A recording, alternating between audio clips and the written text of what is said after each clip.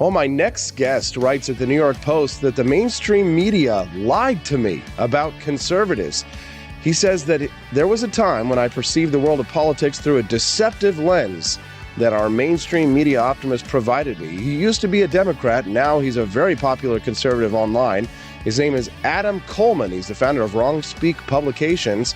He's an author and a speaker, and he joins us right now. Good morning, Adam. Thank you so much for coming on the show today. We're glad to have you here. Good morning. Thank you for having me. Yeah, so I guess tell us a little bit about your journey. You started out as a Democrat, but you say that you didn't really have any conservative friends. So maybe you should just start there. Yeah, I think it mostly has to do with location. I primarily lived in northern to central New Jersey, generally rather blue, generally liberal, not super liberal, but generally liberal. And as far as like discussing politics, I know it's more normal to discuss politics these days openly. But even personally, when I would discuss politics with people, everybody was a Democrat.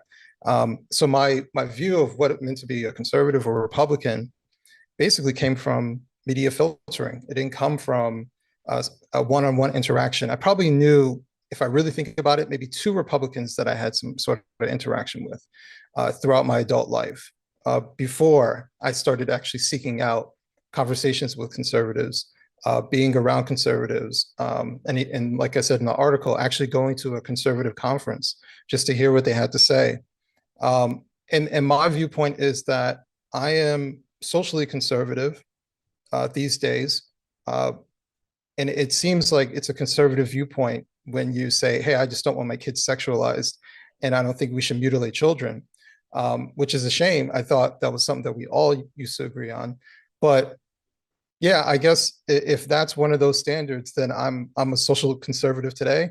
Politically, I'm an independent, and I just voted for Republican for the first time in my life on Sunday. Wow. If you're just tuning in, we're speaking to Adam Coleman. He's an author and a writer.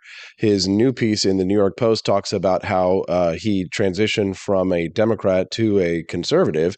And his latest Substack article talks about how he voted Republican for the first time in his life. So do you want to summarize that for us, why you decided to vote Republican, Adam? I touched on it with a couple things. The sexualization of children, exposing them to sexual content in schools, and how when parents started speaking up about it, the media started slandering them as being white supremacists and bigots. And it's like, no, it doesn't matter that it's LGBT or not. You're discussing sexuality. You're having very explicit content, so much so that when parents would read stuff that in these books at the school board, they would cut them off for being explicit. And I'm watching this and I'm like, why are the Democrats making this a divisive issue? And it's because the Democrats have become socially progressive. Politically, they teeter back and forth with, making it sound like they're catering to progressives, but they really aren't. They're establishment. They're establishment types, but socially, they want to sound progressive. And so they will do everything possible to signal that this is fine, it's acceptance, yes. And I said the other day, when Joe Biden sat down and said, basically advocated for the mutilation of children on television in his own words, I said, oh, that's the death knell right there. Like that's it for the Democrats. Like that is not a popular position whatsoever, and they've gone so far left that I can't support it. I've actually just stopped supporting them a while ago, but this is the first opportunity. I just decided to actually go to the polls and vote Republican, because they're the only ones that have the most common sense. Like, hey, the very basic thing that we used to not even dispute, we didn't even talk about it because it's so basic. You don't sexualize children, and you don't advocate to mutilate them. They've gone so far to the left that the Republicans seem like the most reasonable choice. And I can't, like, what else am I supposed to do? If you're just tuning in, we're speaking to Adam Coleman. He's an author and a writer. He's talking about what it was like to come into contact with conservatives for the first time in his life and why he voted Republican for the first time in his life. If you have a question, you can send us in a text at 573-319-1586. Now, Adam, this is this might be a little bit of a difficult question here, but I mean, to my knowledge and understanding, the African American community is, largely socially conservative because the African American community is largely Christian. So it was it the issue of the mutilation of children that really took it too far? Because there are plenty of African Americans who are happily Democrat. They go to church on Sunday, but they're not going to vote Democrat this fall because they don't believe that the Republican Party has their best interests at heart. They might not feel as comfortable about the sexualization of children, but it's not going to be the kind of thing that's going to have them make such a radical transition in their voting patterns. Is what you're doing here, voting Republican, would you say that you're an anomaly, or would you say that more people, in the Black community are starting to see these and make these kinds of changes? Unfortunately, I still think I'm an anomaly, but I think there are more anomalies that are out there. I think there are more people like myself. I talk to them all the time who are waking up and saying, whether it's the sexualization of children or other things, they're saying something's not right here. And, the Republican Party, at the very least, is not doing those things. And in some cases, doing things to prevent it from happening, which is why I support Ron DeSantis, because he's the only one, I don't want to say only one, but he's the biggest when it comes to actually attacking, people like to say the culture war stuff, but it actually means something to some of these people. To some of these parents, yes, having this content in schools, you know what? We should have some sort of board. We should have some sort of limitation when it comes to it, because we wouldn't say Playboy should be in schools. Why? Because we know it's explicit content. So that means that we're not banning that book just to ban books. We're banning that book because we want to prevent children from being stuff that's inappropriate. And I think that more Black Americans are seeing this, but unfortunately, the largest hurdle that Republicans will ever have is the narrative that all Republicans and conservatives are racist. This is a good conversation that we're having with Adam Coleman. One of our listeners texted in and asked a question for you, Adam. They said, ask him what it means to be a conservative to him. Pro-life, limited government, support the Second Amendment, rugged individualism, conserve what we have. How would you define a conservative, Adam? Well, actually, very close to what this person said. I even when I was a Democrat, I was a moderate. I had no problem with people owning guns. I didn't personally own a gun, but I didn't have a problem with people owning guns. And I think that the old position of being a moderate Democrat and moderate Republican were very close to each other. Like, you kind of understood some of the positions, and maybe not everything. The only thing that I have wholly changed was I was pro-choice, and I'm wholly pro-life, wholly pro-life. And that's probably like the strongest position change that I've made within the past number of years, for a multitude of reasons. So, that's why a lot of the things I write about, family, fatherhood, children, because I understand how important it is for our society. And then when I see one political party like Stacey Abrams, who I think has become the anti-NATO candidate, who is talking about abortion in the same way about leasing a vehicle, about the economics of abortion. Something about that is extremely dehumanizing. And I don't know why anybody would support something like that. And that is how far left and how far crazy, where a mainstream politician, or she's not in office, but a mainstream candidate, let's just say, is advocating for the stuff that we would have thought was insane 6, 7 years ago. Yeah, Adam, we're speaking to Adam Coleman if you're just tuning into the morning show here.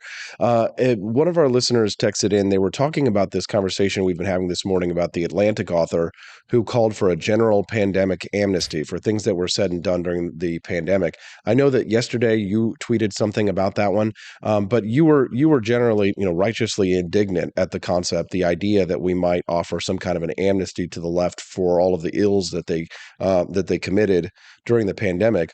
And I've been sort of playing devil's advocate a little bit on this morning. And one of our listeners texted in and said, if you don't allow people to apologize when they are wrong, then they have no incentive to admit when they are wrong, and we'll just get more of the doubling down that so many of them did throughout the pandemic. What are your thoughts on that? Well, that's the problem. They're not apologizing. What that article is basically saying is saying, let bygones be bygones and move on, right? And that's not an apology. And you don't just get amnesty just because you think you should get amnesty. And that's my problem with it. I am a Christian. I understand people want second chances, but from the media, the same media that said I want grandma to die, the same media that said I'm a conspiracy theorist, the same media that did everything possible to slander me, the same media that advocated for the government to do something about misinformation so we couldn't question anything, the same left-wing government that went to OSHA and tried to enforce a needle into my arm or else I get constant testing. These are the same people who are now saying, oh, hey, listen, we got caught up. hey, forgive us. Like they just had a drunk night the night before and they just lost their mind a little bit. Hey, let's just move on. That's not where we're at, because I'll tell you this, I lost someone close to me because they got the booster. And then 2 weeks later, they're fighting a blood clot near their heart and they died. They forced my wife to get a jab or else she loses her job in New York City. This is personal to me. And for someone to say, oh, well, just let it go, let's forget. I remember the same people who used to use, I know someone who died from COVID as a legitimization for everything that happened. But we're not allowed to say, I know someone who died from the vaccine as a legitimization to say, hey, maybe we shouldn't push this on everybody. So yeah, I have as you can hear in my voice, I have a big problem with the idea of just complete amnesty. Well, I certainly think that a lot of my listeners and viewers would agree with you, Adam. Is there anything else that you think my listeners should know before I let you go? Anything that you'd like to plug?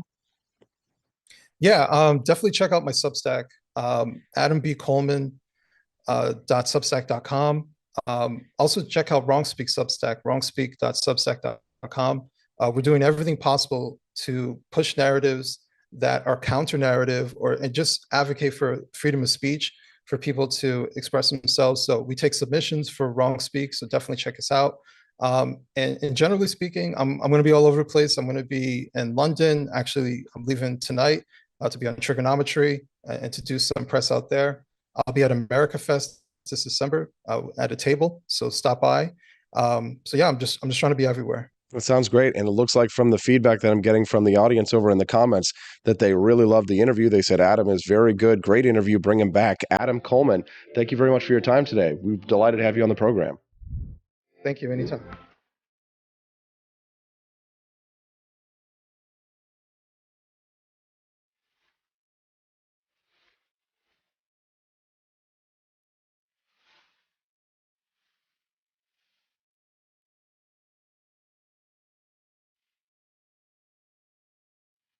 It's morning again in America. Our country is prouder and stronger and better.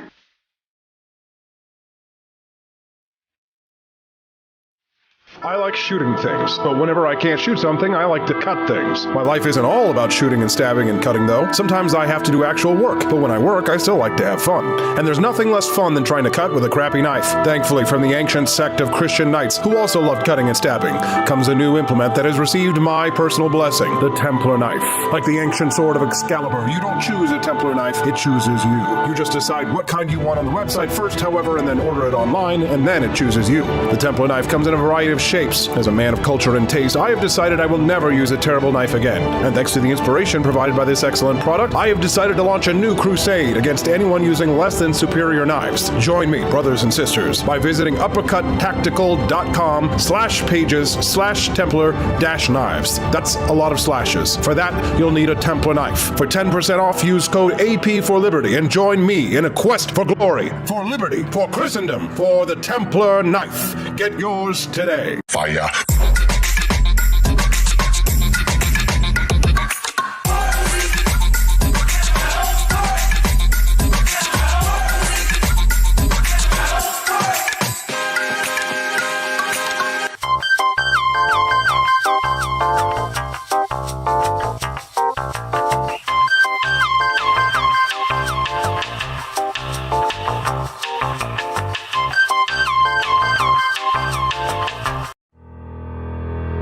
Your printing company stinks. They charge you too much money and they don't love America enough. We've got the solution. Patriot Printing USA. Whether you're running for office, saving souls, or just need business cards that will get you the new job you've been looking for, Patriot Printing USA has got you covered with the best prices around. Palm cards, brochures, bumper stickers, door hangers, you name it, we've got it. PatriotPrintingUSA.com. That's PatriotPrintingUSA.com.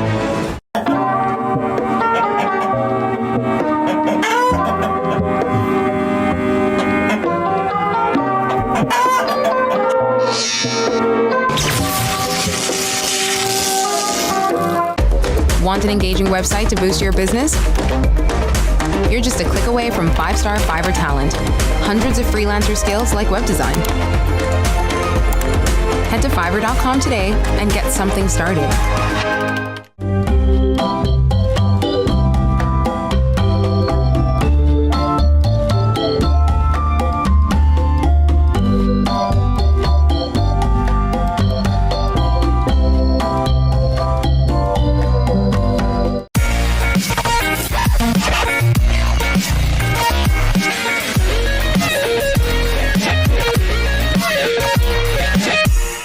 Average Americans are turning into conspiracy theorists at an unprecedented rate.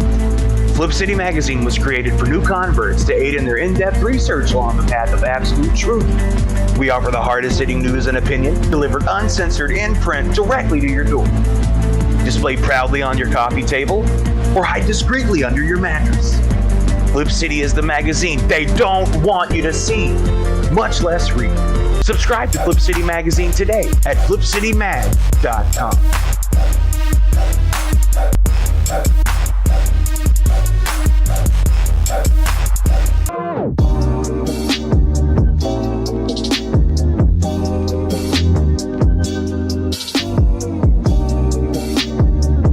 I would remind you that extremism in the defense of liberty is no vice.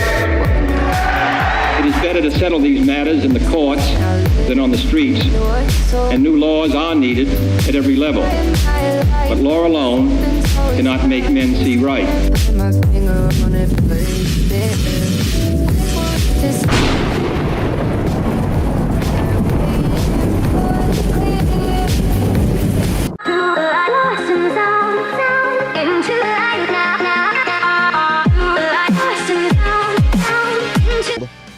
Let's talk to Liberty Laura, who's joining us now live and on camera.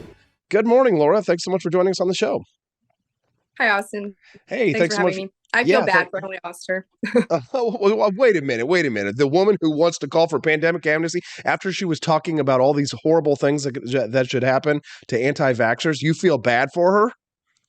I agree to all of those points. Well, as you and I were talking about, I feel bad for her in the right that she has no idea what was coming for her, which is what we'll talk about. But I was a fangirl. I got pregnant with my first son in 2019. And, you know, I had some women in my life to talk to, but I really felt like I was like alone. Like I had no idea what was going on. And there's so many things that you've heard about your whole life growing up about pregnancy and about childbirth. And they say, you know, be careful what medicines you take, be careful what foods you eat, be careful what you do while you're pregnant. You can't fly at a certain point. And there's all of these things and you want to protect your baby and you want to protect yourself, but you also feel like you're going to vomit all the time. And so you need some resources to help you feel better emotionally and physically. And so Emily Oster has a series of books. She's an economist at Brown University and she's also a mom. And so she wrote a series of books breaking down these pregnancy and parenting myths by using data and statistical analysis, and really lays it all out there in a beautifully well done series of books. And her first book is called Expecting Better. It was her top performing book out of the three. And that's the one I read. And it's about, you know, can you eat raw sushi while you're pregnant? And basically the answer is yes, the risk is low. Can you eat deli meat while you're pregnant? Basically the answer is if you choose to take that risk, the risk is low. And she really gives. Wait, there's a risk of pause. There's a risk of eating deli meat when you're pregnant? All of these things. You didn't know, right? You didn't know, but now you do. And when you're pregnant and you become a mom, your amygdala, the fear center in your brain grows. And so you need data like this to be able to operate. Also, Austin, Mexican shredded cheese. There's like a listeria risk with shredded. All of these facts are stuffed in my already Okay, busy good brain to now, know. but Good to know. All right. All right. So she was a hero to yours because you were reading her books about pregnancy, and there was all this really good information in there. So you kind Mhm. of idolized her, and then the pandemic happens. Yes. Yeah. So I had followed her since 2019. I had followed her on Instagram and read some of her newsletter content. And then the pandemic happened. And it happened slow, right? I think it was a slow burn for most people. And I was watching the content she posts, and she does this regular thing that she's known for, where she does Q&As on her Instagram during her 6 a.m. morning run. And I was watching these Q&As, and 2020 happened, and we were all pretty scared, and at least at the first part of 2020. And I remember I was one of those people that was like washing my groceries when we came home, in April and May. And but then that year happened in 2021, and most people we knew had COVID. I was pregnant at that point, so I said I'm not going to get a new vaccine while I'm pregnant. And I was watching these Q&A questions, and they started to dramatically change from how I was thinking about things. And they started to say, like, well, we've kept our kids away from their grandparents for a year and a half now. Should we keep going at it? They refuse to wear a mask outside with us. And I'm like, well, you don't need to wear a mask outside. All of the data says that the transmission outdoors just doesn't happen. Emily, you must respond to this with the facts, right? And she never did. And that happened all through 2021. And then these parents were like, can I booster my 6-month-old? And I said, these women are different than me. We do not think alike. Mm-hmm. And instead of responding with like, hey, the data actually shows that your healthy 6-month-old didn't need the original shot and probably definitely doesn't need a booster. She really took this nonchalant approach, and it was just like, it's whatever you want to do, which was completely fundamentally different than how she had her claim to fame. So she used to, when you were reading her books and she was talking about pregnancy and things like that, she was an expert on. She was providing real data and real research. But when it came to Yes. vaccination, and just a devil's advocate thing, she like a lot of people kind of have to rely on people who are actual experts in that field to say, oh, we're going to do that. But she didn't even provide data from those experts, is what you're saying? Now, she would say kids are low risk. She would say kids in this category are extremely low risk for hospitalization and definitely death, but go ahead and do whatever you want. Now, of course, parents should parent how they choose, but I was reacting to this content much differently than her. I have a handful of mom friends who also watch her, and we were texting each other during this time, and we're like, what's happening to Emily Oster? She's kind of lost her level-headed approach. And there's this tweet that's going around now of hers, and I believe it's from 2021, and she was advocating for people to lose their jobs if they didn't get vaccinated. She said shaming people who won't get vaccinated will never work, but we should definitely force them to get vaccinated if they want to do things that they enjoy, such as work, air travel, etc. And so she tried to take this middle ground stance, and that's when I said I feel bad for her. She kind of got lost in like the balkanization that's happening. She tried so hard to safeguard her like moderate position on things. And I see a number of friends and family around me doing this. They try and be moderate. They try and stay in the middle. But the problem is that there is no middle, because we all believe in different facts and different truths anymore. And so she got lost, and no one likes her because the left attacked her, if you'll remember, for advocating for opening schools in the fall of 2021. And now the right hates her for saying, please forgive us for every time we were wrong, and shamed you for it. Man, this is good stuff. If you're just tuning in, I'm speaking to Laura Linkton. We're talking about the author Emily Oster, who Laura idolized for some time, really looked up to for her pregnancy information, and who really had a fall from grace during the pandemic. She was the author of the piece in The Atlantic, who was talking about why we need to have a pandemic amnesty. Now, on the good side of things, she can't win. Obviously, she's in a scenario where everybody hates her. But I mean, she does admit that she was wrong about schools. At least the left is coming out admitting it. The fact that, and this is what I've been saying, and not a lot of Republicans or right wingers are agreeing with me necessarily, But I've been saying that the fact that the left and the people on the left are calling for this shows that at least they're admitting that they made a mistake and that there were wrongs. And the whole school, the educational thing, a lot of people are going to dig themselves in. And I think I actually have a quote from Emily Oster here where she says, "The people who got it right for whatever reason may want to gloat." Yes, we do, of course. And then she says, "Those who got it wrong for whatever reason may feel defensive and retrench into a position that doesn't accord with the facts," meaning that the people who, advocated for keeping schools closed are going to say, "Oh, well, it was the right thing," or they're going to still believe that what they did was the right thing. So I mean, it's going to be difficult for us to kind of figure out a way out of this that doesn't, just basically put us back to where square one, right? Where people are blinded on one, blinded on both sides, really, right? Yes, and I agree. And that's the problem. And specifically, her piece is titled Political Amnesty. And if we look back at what does that word evoke in your mind, the word amnesty, usually people associate it with immigration, right? And so the last time we granted wide scale amnesty was Ronald Reagan in regards to immigration in the 1980s. What happened after that? However you feel about immigration, whether you're open, closed border, whatever, what we did not do when we granted amnesty was fix our systemic immigration problems. And those persisted.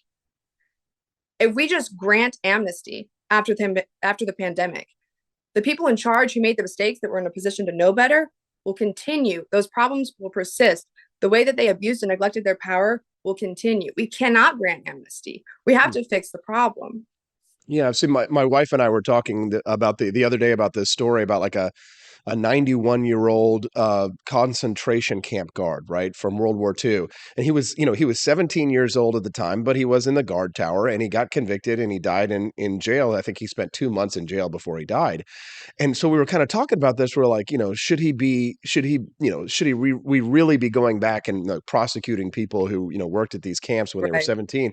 And we kind of got caught up in like this question about, okay, well, what if he was drafted and he was forced to do there? Is that different than if he signed up and did it? But, at the end of the day, he was a member of the SS, which, you don't volunteer to be an SS member. You have to join that crew. But, it's kind of along those same lines is like, we don't, if there is a Nuremberg 2.0, as people are calling for on Twitter, then not everybody is Hermann Goering, right? Not everybody is going to get hanged at the end. Not everybody's Heinz Guderian, or not everybody is a top Nazi that needs to go and hang. But some do, Laura. So there are some people who committed great crimes against humanity. I mean, it wasn't as bad as China, where they were like, locking us up and like sealing our doors and things like that. But there were some terrible crimes that were committed. There are people who are responsible, and the hope is that if the Senate is taken over by Republicans, Senator Rand Paul might become the head of the Health Committee, which would mean that he could have the power to do commissions. And I mean, these midterm elections are important as a reckoning, in my mind. Wouldn't you agree? Fauci will be very busy during his retirement if that is the case. So I was talking about consequences of what happened during the pandemic when another friend of mine pointed out when I was reading Emily Oster's piece, the most severe consequence for Emily and her family during that time was that her family had to wear masks during a hike. But to bring it back to her specialty, I had a friend who was pregnant with twins working in healthcare who was forced to get a vaccine to keep her job in maternity leave. And she didn't want to. And so she, in her mind, had to endanger the health of herself and her kids for the sake of her job. The pandemic politicians' reactions to the pandemic put people in those kind of positions. People were out of work. People had their health autonomy violated. Women had to go into ultrasound appointments to discover that they had had a miscarriage and lost their baby without their husband there. I mean, these were severe consequences that happened because of the reactions of politicians who were in a position to know better. And so for some people, it's going to be really hard to get amnesty or forgiveness. Maybe we do believe in reparations. Reparations must be paid. Liberty, Laura, you're always a great guest, and we appreciate your time on the show. Thanks for coming on and talking about your heroes that have fallen, this Emily Oster character. Tell us how people can find out more about your work. I know you've got I think it's a weekly newsletter that you write. It's a really great newsletter. You want to share that with our listeners? Yeah. So when I was pregnant in 2019, I was working in Congress. I was working in the House of Representatives as a communications director.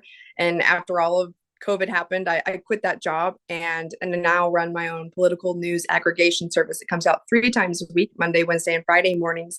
What I do as using my experience as a communications director is I go through everything online and pull the best of the best and a lot of underreported political news stories that you might not see through the mainstream media. That way you don't have to spend hours on Fox News and Reddit and Twitter and subjecting yourself to all that online violence. And instead you can get a succinct, summarized news brief for you 3 times a week.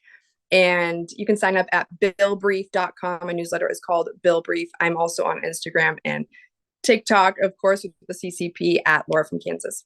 She sometimes moonlights in making some awesome products for the AP for Liberty shop. Laura, thank you very much for your time and for your service in the cause of freedom. Thank you. Thank you very much. Thanks, Kristen. All right. Did you like Liberty, Laura? Want an engaging website to boost your business? You're just a click away from 5-star Fiverr talent. Hundreds of freelancer skills like web design. Head to Fiverr.com today and get something started. American conservatism is distinct, like America is distinct from the United Kingdom. American conservatism's roots comes out of the Wild West, out of pioneerism. The difference between American conservatives and European conservatives is that Americans are cowboys. We are that God, guns, gold, and girls. It's wild here. And we should stay that way. We shouldn't allow a European version of conservatism to come and infect us here. We like it wide open spaces here, deep in the heart of Texas and all that.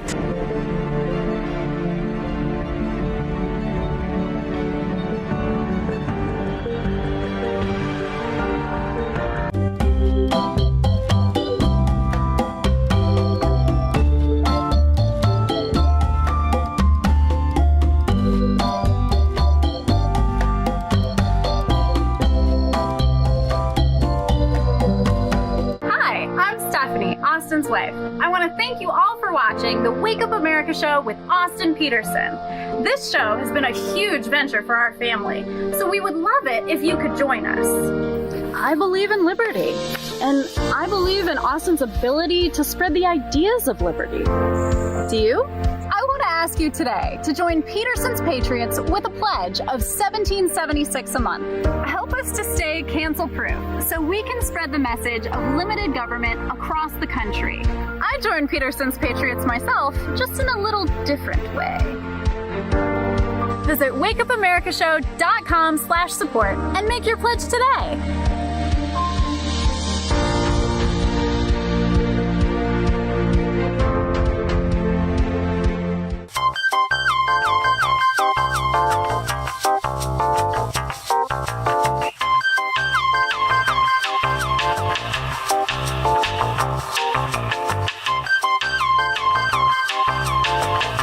Average Americans are turning into conspiracy theorists at an unprecedented rate. Flip City Magazine was created for new converts to aid in their in-depth research along the path of absolute truth. We offer the hardest-hitting news and opinion delivered uncensored in print directly to your door. Display proudly on your coffee table or hide discreetly under your mattress. Flip City is the magazine they don't want you to see, much less read. Subscribe to Flip City Magazine today at flipcitymag.com.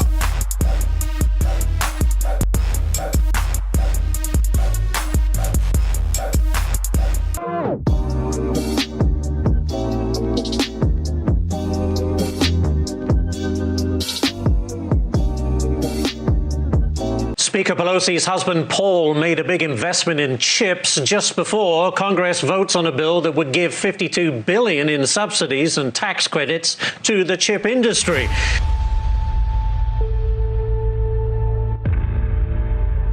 Over the course of your career, has your husband ever made a stock purchase or sale based on information he received from you? No.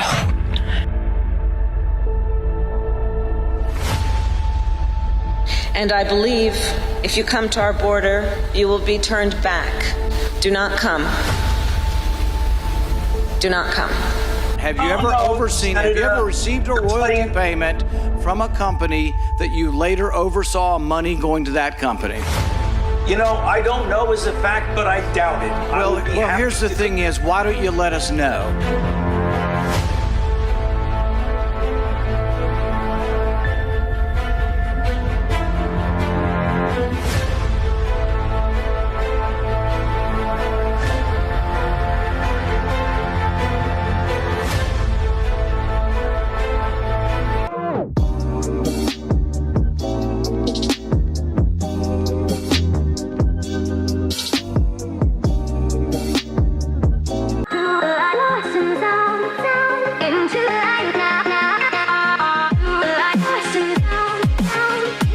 It's time to rise and freedom. All right, one of my favorite guests is coming on today. His name is Tony Lavasco. He's a state representative here from the state of Missouri. He's joining us now. Good morning, Tony. Thanks so much for coming on the show today. Good to see you.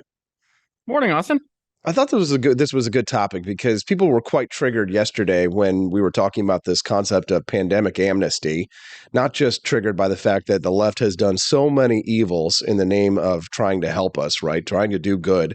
So many horrible, awful things that the left has done during the pandemic the last 2 years. And all of a sudden they're like, oh, well, let's just call a truce.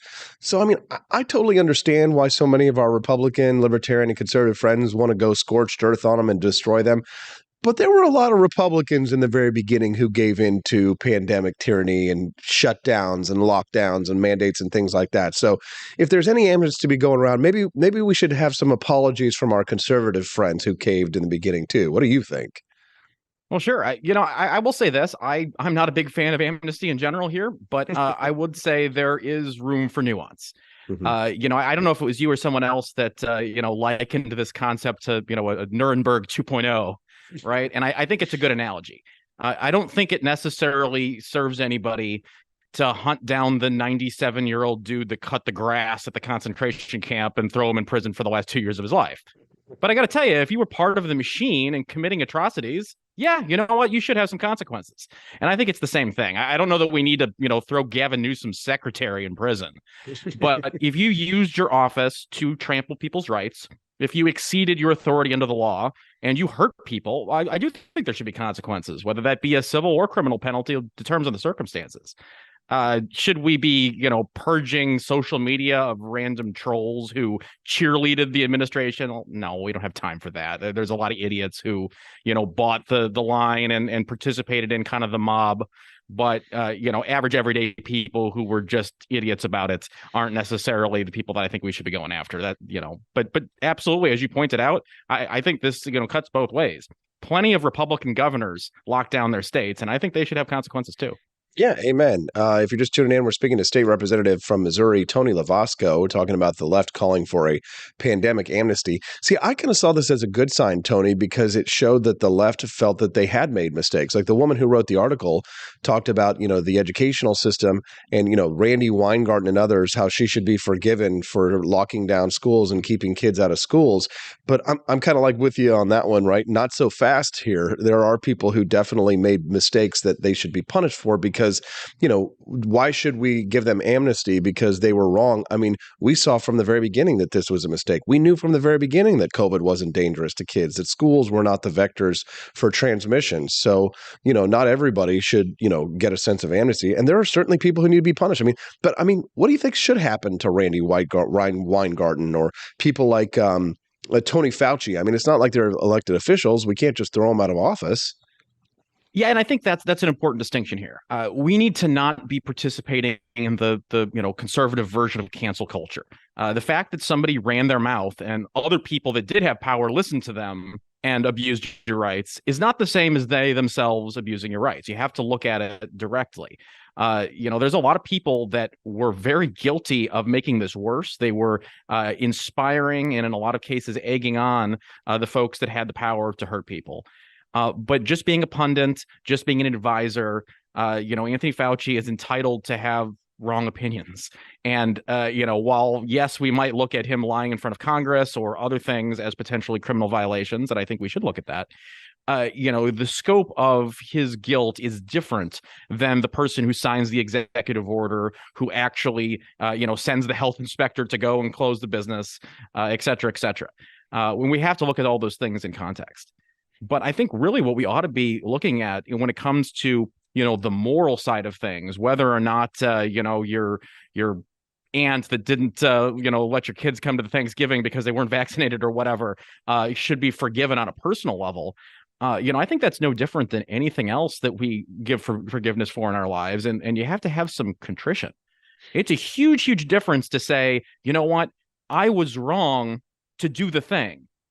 It's another thing to say, well, I shouldn't have done the thing because in retrospect, I was incorrect about my reasoning, right? A lot of these apologies that we've seen or pseudo kind of contritions, including the article that you cited originally, basically said, well, we didn't know that it wasn't going to work. We didn't know that it wasn't as bad in this area as we thought.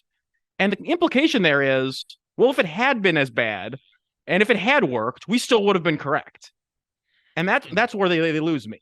Because in my mind, it doesn't matter if it works or not. You can't trample someone's rights. You can't lock them in their home. You can't shut down their business on private property just because of some utilitarian argument that, well, it's going to help more people in the greater good. I mean, that's how all atrocities are justified. And it's totally different if someone is saying, look, I was completely wrong about my involvement in shutting down those businesses. It was never justified. I got caught up in it, and I didn't realize how evil I was being. Like, okay, I'll listen to that. It's another thing to say, well, it's a shame it didn't work. Sorry I hurt you guys. One of our listeners sent us a message, which I think makes a lot of sense. Andy Opperman this morning said that for those who made the best decision with the information they had at the time and changed that position when they had better information, I have no trouble forgiving. For those who didn't or doubled down on bad policy for political reasons, how can that be ignored? I think that makes really good sense. You can text us. You can text us too, like Andy did, at 573-319-1586. Tony, I'd like to move on a little bit to another topic we were talking about during the commercial break about the libertarian candidate in Arizona deciding to endorse the Republican Party candidate. This has triggered a lot of libertarians who think that Blake Masters is an authoritarian. I mean, what's his name? Justin Amash, former Republican congressman, now Libertarian Party member, is out there saying that Blake Masters is this authoritarian grifter. I mean, Congressman Ron Paul endorsed Blake Masters out in Arizona, and Dave Smith seems to have a high opinion of the guy. What do you think about when third-party candidates, libertarians, endorse Republicans like you? Sure. I don't follow that race super closely. I don't have a strong opinion on Blake Masters, but as a general rule, I think that people of all parties need to actually use some common sense about what candidates are going to actually further their ideals and their political agenda and what ones are not. And I don't think it's a problem to endorse or consider the reality that perhaps someone in another party is in a better position to move the football down the field than you are. And I think that cuts both ways. The problem that I think a lot of people had with that situation is this kind of perception that the Libertarian Party's own function is to somehow try to claw their way up to parity with the Democrats and Republicans. And I think that's nonsense. I think that the Libertarian Party's function is presumably to promote liberty, right? It's right in the name. And if we're going to have any kind of reform in the, two-party system that is pretty well ingrained in most environments throughout the country, having a robust set of third parties that add to the dialogue and put people on notice that, if you're going to nominate bad candidates, there is going to be competition. I think that's positive across the board. I mean, it's competition, right?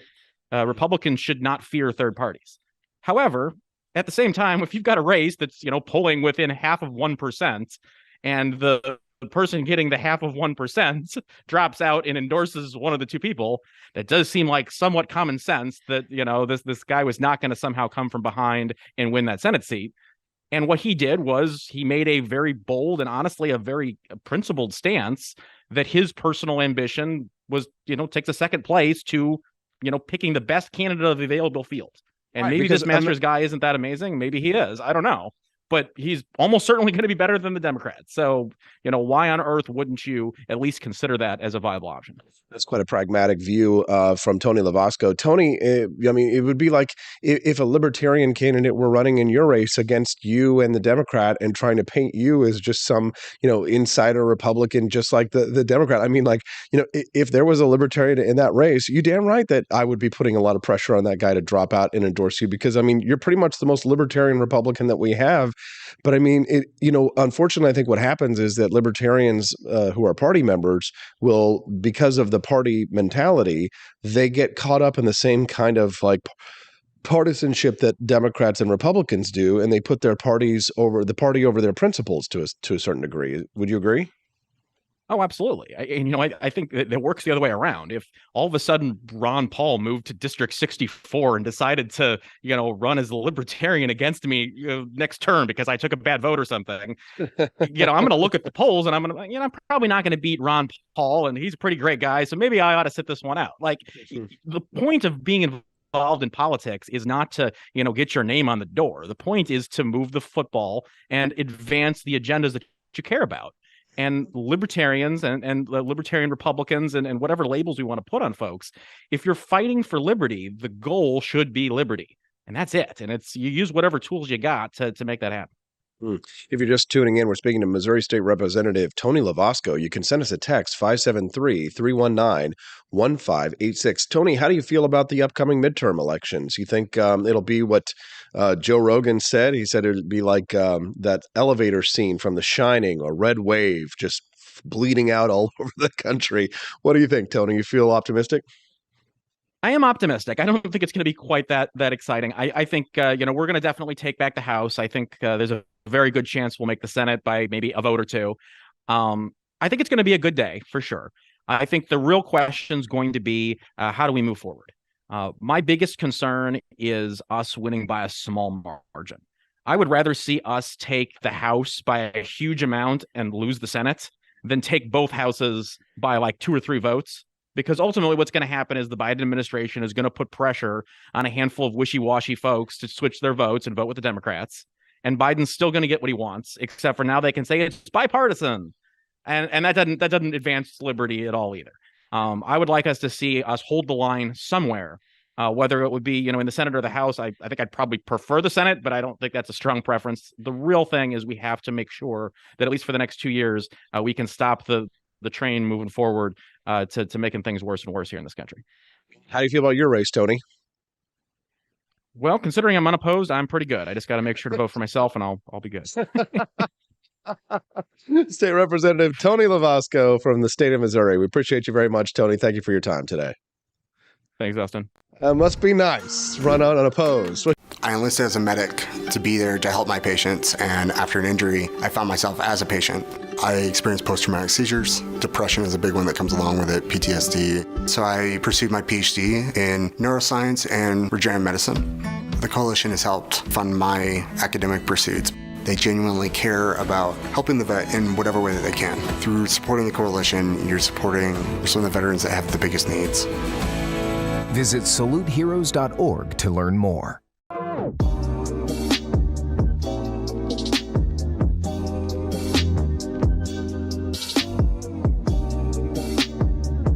If there wasn't going to be somebody who was a fiery champion of liberty, somebody who would get out there and who would be aggressive, and if they wouldn't do it with more fire or passion than I had, then I would go and I would fight this battle for us.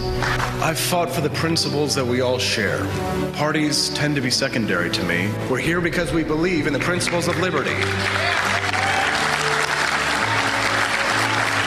I am not a perfect messenger, but I think I'm a damn good one. This is a replica of our first president's flintlock pistol. You have my full support, my respect, and my gun.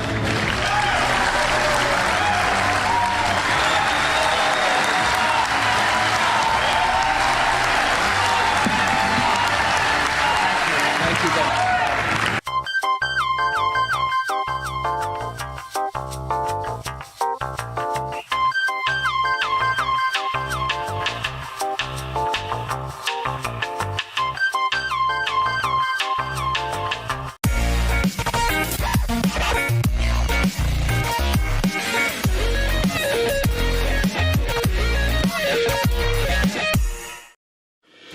Enough yet?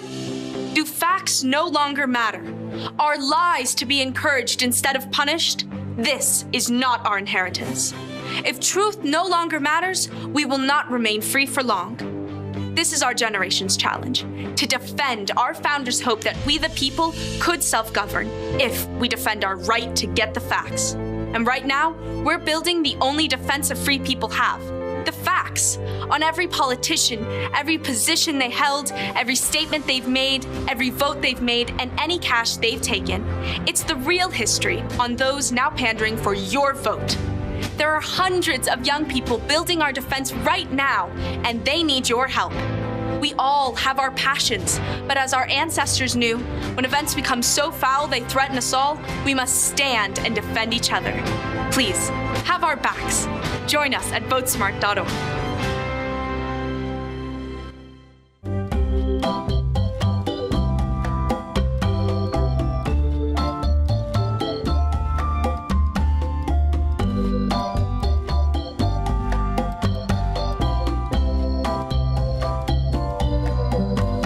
What would happen if I had to pick up the phone, call 911 for one of my family members or one of my neighbors? What would I do if no one was on the other end to respond? What if there was no 911? So you can be a part of the solution. Anybody can be a firefighter. Male, female, younger, older. We have school teachers. We have leaders in business. Is me, you, anyone that wants to be. There is no typical firefighter. We wish you a freedom Christmas. We wish you a freedom Christmas. We wish you a freedom Christmas and a liberty New Year. Socialists and commies may try to convince you that the holiday's all about free stuff. But let's be honest, we all know whose wallet Santa's gifts are coming out of. There ain't no such thing as a free stocking. Santa is the only guy with a big white beard promising free stuff that we want anything to do with this holiday. And if you don't believe, you don't receive. It's a capitalist, consumerist holiday, and it's time for a Santa-sized stimulus. Get your free market merch at the AP for Liberty shop today and stuff your socialist sisters' stockings full of capitalist cheer. Ho, ho, ho, ho!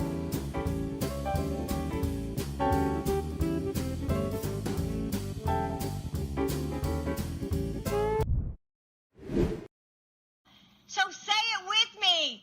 Si se puede. The future is ours. Thank you. So say it with Good morning. How are you? It's Austin Petersen, and you're watching my show. Thank you so much for tuning in. We're glad to have you here. Happy to see all of our friends over on YouTube this morning who are joining us for the YouTube Blitz to help us to get to 4,000 watch hours on our path towards monetization. Good morning, my beautiful wife, Stephanie, over on the stream, John Mashurik and Quest Fanning. Nice to see you guys over there. Yes, together we can. Si se puede. Good morning, my breakfast tacos. How are you? What kind of a breakfast taco are you today? I'm feeling like a spicy chorizo. It's going to give me a spicy number 2. We're so happy to have you here this morning. I've got a little bit more of some, before I get back to talking about Hispanic voters and joining the Republican Party because of the Democrats' weirdness. Let me get back to my Twitter weirdness here for just a moment and show you this clip yesterday I thought was interesting, shared by Clay Travis from The View. Oh, you know, it's going to be toxic. I read a poll just yesterday that white Republican suburban women are now going to vote Republican. Why? It's almost like roaches voting for Raid, right? Oh, okay. Pause there. All right. While we're engaged dabbling in casual racism, imagine yourself a host going out on national television, a white lady, and she goes out there and says like, it's like monkeys voting for the banana harvester or something like that. What do you think would happen to a woman like that, if she went out there, if a white woman said something like that? But as Clay Travis said, if anyone else, if a host had said anyone else, if they had said this about anyone else other than white people, they'd be immediately fired. White Republican suburban women are now going to vote Republican. Why? It's almost like roaches voting for Raid, right? I think that's insulting to the voter. They're voting against their own self-interest. Do they want to live in Gilead?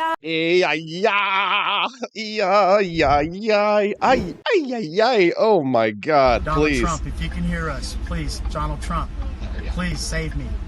Please save me, Donald Trump. Please. Please. Let's be honest. We are led by very, very stupid people. Very, very stupid people. If you're just If you're just tuning into the Wake Up America show, we are talking today about Hispanic voters ditching the Democrats and heading towards the GOP. We've been reading from this article that was written in The Atlantic about why Democrats are losing the Hispanic vote. One of the things that the author wrote was that Hispanics should be considered, quote, normie voters. It's becoming clearer and clearer that Democrats have seriously erred by lumping Hispanics in with people of color and assuming that they embraced a litany of liberal causes around race and other issues that are dear to the hearts of Democratic activists. This was a flawed assumption. Brilliant. Chef's kiss. In reality, Hispanic voters are overwhelmingly an upwardly mobile, and that's important because when you're upwardly mobile, you're not considered an oppressed proletariat. Patriotic population, absolutely. They love their adopted country and they're very patriotic. With practical and down-to-earth concerns focused on jobs, the economy, healthcare, and public safety, as well as effective schools. Which party do you think represents those ideals the most? Well, it's not the Democratic Party. In short, they are normie voters. I mean, normie voters. Yeah, I guess. I mean, normie you always kind of think of as an insult, but in this situation, I don't really think of that as an insult here. And like other normie voters, this author writes, if they feel Democrats are falling short on the things that normie voters care about, they are more than willing to punish the party they hold responsible.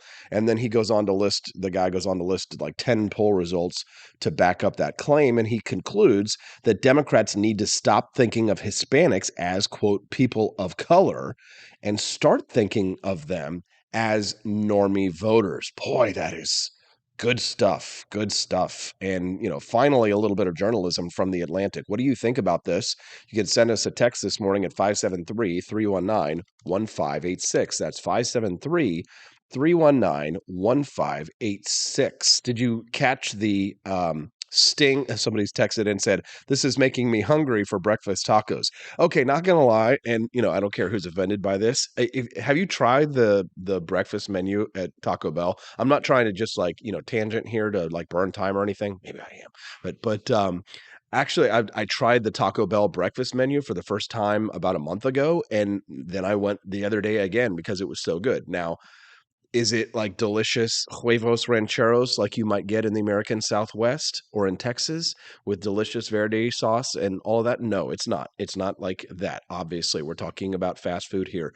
It's not authentic Mexican, right? But the breakfast tacos, actually, I will say pretty good. I went for the breakfast burrito. I'm going to say don't go for the steak tacos. There's no point, right? You're getting cheap steak. It's not that good. It's flavorless. It's rubbery. Don't get the steak taco. I tried that one too.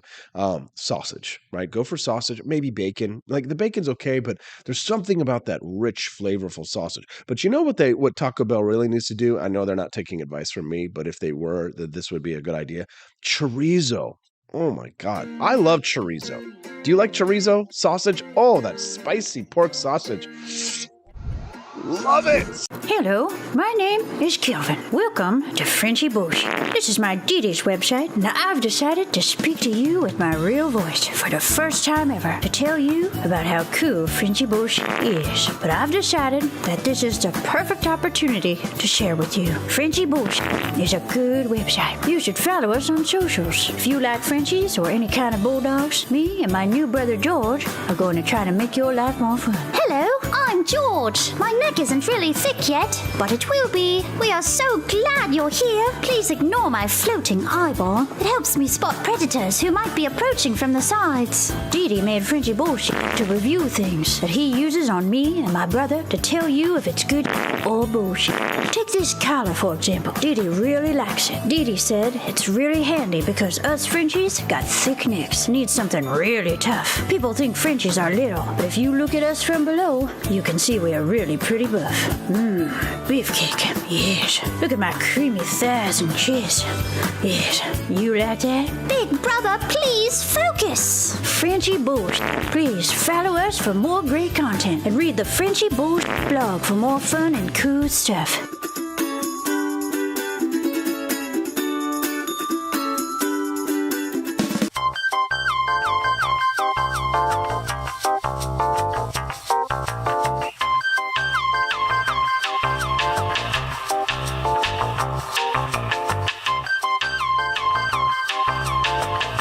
I'm a public defender. I am a public defender. I'm proud to be a public defender. 80% of Americans accused of a crime will get appointed a public defender. Everybody from a speeding ticket to capital murder. For every dollar we spend on public defenders, we spend $3 on prosecutors. Public defenders have to do pretty much everything on their own. Social workers, counselors. Investigating is another piece of it. The average public defender holds 300 cases annually. You never feel like there's enough time. Public defenders have health issues all the time. A lot of people give up and say, I can't do this work anymore. Gideon's Promise trains, mentors, and supports public defenders.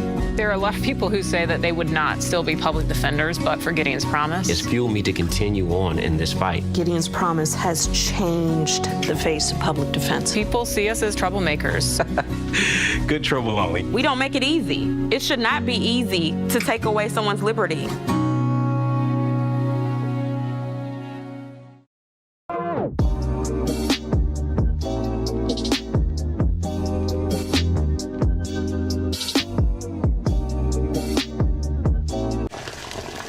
Ever hear the one about the frog? Put a frog in a pot of boiling water and it'll jump right out.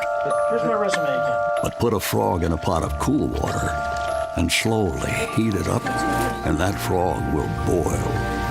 It's a lie. But as a metaphor for us and all that we go through as veterans, The real-world experience. it's a story that rings true. We make excuses for how we feel. We push everything down. We tell ourselves the lie that it's easier to stay in that boiling water, to disconnect. And some days, maybe it is. But you've never been interested in easy. Make no mistake, reaching out is hard. Do it anyway. You're not alone. You've got this. You are not a frog. Find resources at va.gov/reach.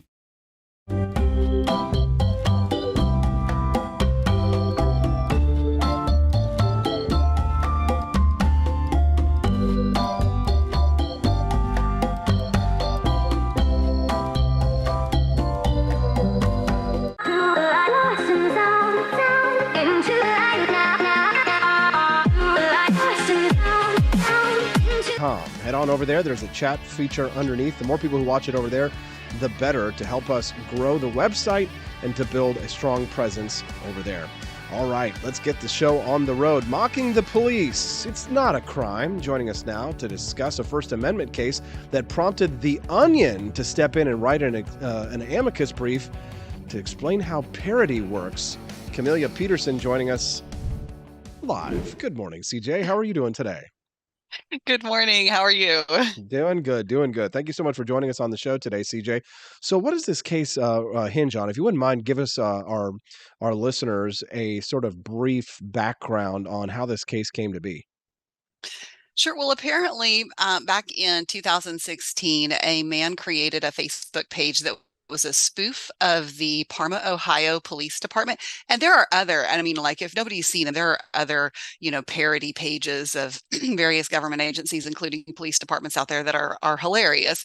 So apparently this guy, Anthony Novak, created this page, and it should have been pretty obvious because, it included like a job notice that said the department is strongly encouraging minorities to not apply and, advertising a police abortion ban for teenagers, warning that, the city had been giving homeless people food, or making giving homeless people food a crime so that they would leave our city due to starvation, and other just like really crazy things. And apparently the page was only up for 12 hours and the police department received 11 calls in that time on their non-emergency line. Nobody was calling 911.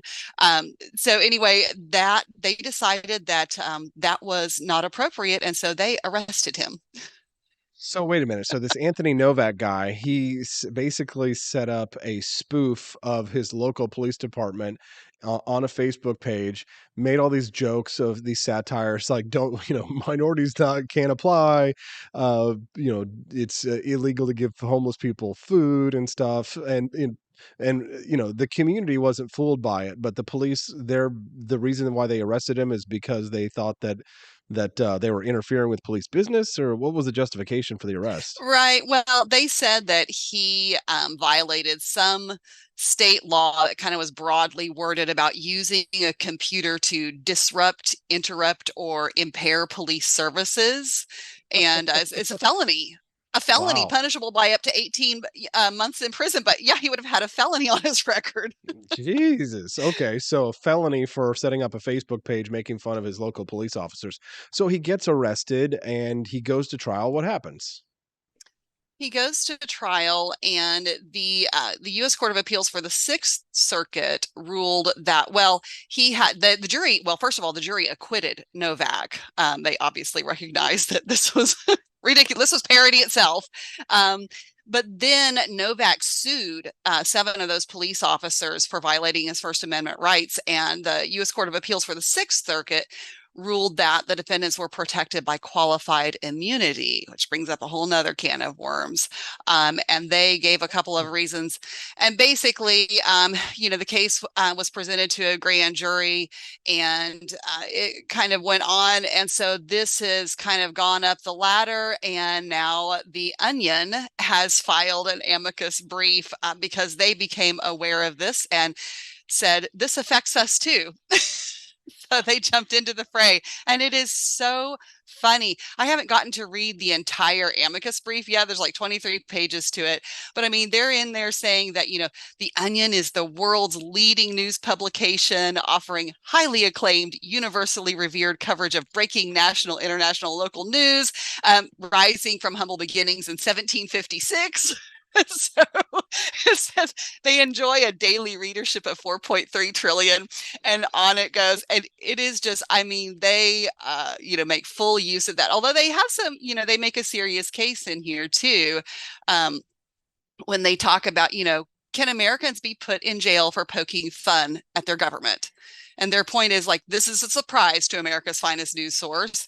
And, uncomfortable, because that's what they do. Is their business model is based on, poking their finger in the eye of repressive authoritarian regimes like the Islamic Republic of Iran, North Korea, various presidential administrations. And so this is free speech. And so they are making their case for it. And it's sad that you have to point these things out, because you'll always have some of the very serious people who don't get the jokes. So Well, I think I was reading in the story here that the one police detective, Thomas Connor, claimed that the parody, that people honest to God believed the parody was the real Facebook page. But then after Novak sued him, the detective admitted that that was not true. If you're just tuning into the Wake Up America show with Austin Petersen, I'm talking to Camellia Petersen right now. She's an SON and I'm an SEN. No, we are not related. Not related. No, you can text the show at 573-319-1586. Camellia, I'd like to move on to another topic. You sent me this story yesterday about the state of Louisiana divesting itself from BlackRock, this gigantic mega corporation, because of their environmental social governance policies, these ESGs. Do you want to give our listeners a little bit of info about that? Well, I have just a little, because I haven't done a deep dive into it. Our friend Jamie Marie Pope actually sent that to me last night. She was like, what in the world is going on with this? And so we just got to looking a little bit, and BlackRock is a big investment company, and they, as part of their policy, have these ESG policies in place. And the state of Louisiana said, look, this is going to, decimate us. We cannot, there's no way that we can keep, putting our money and do anything with these kind of policies in place. So they're like, we're out. And I think that's great. I think they're not the only state to do that. I think there have been a few other states that have done that as well. But that's pretty exciting to see, that the states actually making a stand, publicly like that against those policies, because we've already seen what ESG policies do in other governments around the world. I mean, look what happened in Sri Lanka, the Dutch farmers that just like decimated their living. They can't grow crops. So yeah, it's good to see. Camelia, the conversation about ESGs is really picked up with the purchase of Twitter by Elon Musk. Now, I was talking this morning about the push by the United Nations and many of these, these nonprofit groups and their push to try and control free speech online. But a lot of these corporations, their ESG policies aren't just damaging economically, but they're damaging to free speech because a lot of these companies push for these kinds of censorship policies online. I guess a question that's related to this is, I mean, how optimistic are you for Elon Musk? Should he take over Twitter for sort of changing the climate and changing the culture online? Do you have a lot of hope for him to be able to do that? I do have hope for him to be able to do that, although I will say it's probably not, it's going to make everybody unhappy in some way because, he may bring back or he may do policies that bring back, people who have been banned from the platform. But at the same time, he's not necessarily going to, there's not going to be, I don't think, any retribution. And sometimes I think conservatives would like to see a little retribution for, and I understand that. Yeah, no kidding. But I don't think there's going to be any of that. I think it would be as it should be. I hope that that's what'll end up happening.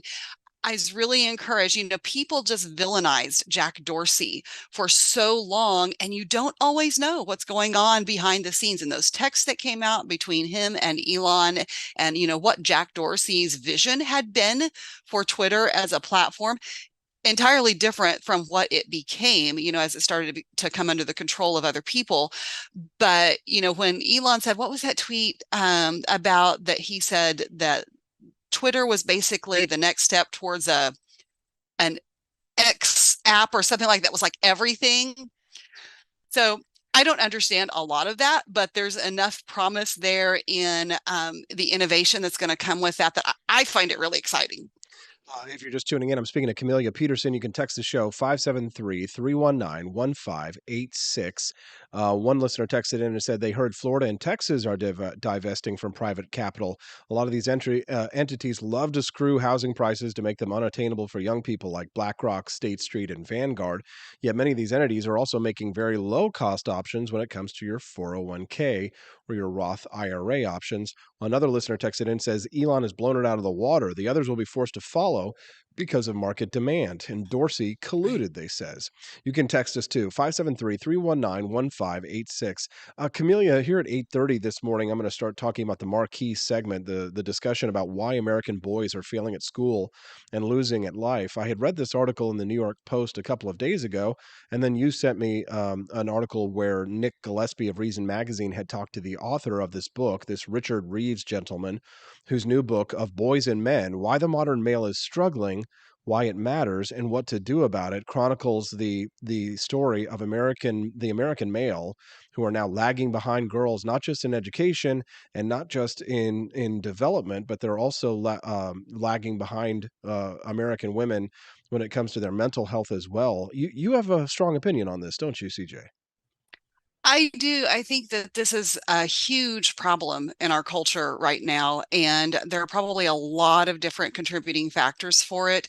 But I was really encouraged to see that, and I'm looking forward. I think they did this, maybe they're doing it this evening. So I don't know if they're live streaming it or not, the interview, but either way, I'm looking forward to watching that and getting the book and reading through that, because we do. I mean, boys are just almost in an impossible environment anymore growing up, because we've gone so far in extremism to feminism, and it's not, feminism now is not what feminism started out to be. And it went from rights for women in basic things that make sense to it's not enough to have rights for women. We must start taking away rights for men in a lot of ways. And you're not free to be yourself. I mean, everything you do is toxic, and there's nothing that you can do right. And I mean, one of the things that he said, I mean, the suicide rates, for men also much higher. And so I think we have a real epidemic in the country in the mental health of our boys and men, and we need to start taking a really hard look at that. Amelia, one of the things that I like to ask any of my guests whenever they're on at the end is if there's anything else that they would like to share that they think that our listeners should know. And you kind of latched onto that and brought that up before we started talking. So is there anything that you think our listeners should know before I let you go? I was thinking about that because, one thing that's been on my mind lately is started sort of with something that my daughter Felicity brought up. She had an assignment the other day where she was writing up a paragraph about a quote from Alexander Hamilton. And the quote was, "I never expect to see a perfect work from an imperfect man." And I thought that is so applicable to, what we see just in our culture and in politics and everything else, because we expect perfection of imperfect people. And I was also, reminded, and, basically when she was writing this, she, had to look at, okay, what qualified him to say that? There's lots of things about Alexander Hamilton that, we don't necessarily agree with or like, but there are also a lot of great things that he did and had to say as well. But what made him qualified to say that? How does that apply to us, and so on? And so we've heard a lot too lately about in the last day about Herschel Walker and paying for an abortion back in 2009. Of course, now he has a very pro-life stance, and he's kind of a mess as a candidate, and that's maybe a whole nother topic. But it's kind of this idea that if you do something in your past, you can never get away with that. And we don't give grace to people. Bishop T.D. Jakes said one time that we have a tendency to want the other person to be a finished product while we give ourselves the grace to evolve. And so that's something that I've been thinking about a lot. And I think that as we go out and we have conversations, in our tribalistic culture, politics and everything else, and everything is political anymore, that we, remember as we go out and talk to our friends and neighbors today that, they're imperfect just like we are. And I hope we all have room to grow, and let's give them the grace to do that too. That's a great point. And I actually, I was thinking about something while you were saying that and talking about the expectations that are placed on women versus men. And this might be kind of a controversial question, and it's not supposed to be like a gotcha or anything like that. But I wonder what you think about this. My understanding is that the society as we live it today in terms of gender roles is that women have been freed of all of the old obligations that were placed on them, but all of the obligations that are placed on men are still there. Women are free to do as they please and go out in society and to get a job or have a family. They're free. They're free to choose. But when it comes to the expectations on men, men are still expected to follow all of the old traditional gender roles, be a provider, be strong, and do all of these things as a man. But they're not. They're subject to higher expect. The limitations are still placed on them in terms of expectations. Would you agree with that?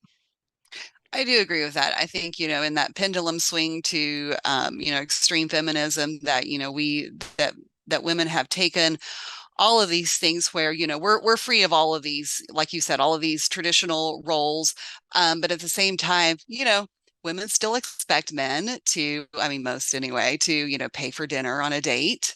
I mean, when you read about what women expect men to do, it's a lot, and it's presumptuous, frankly.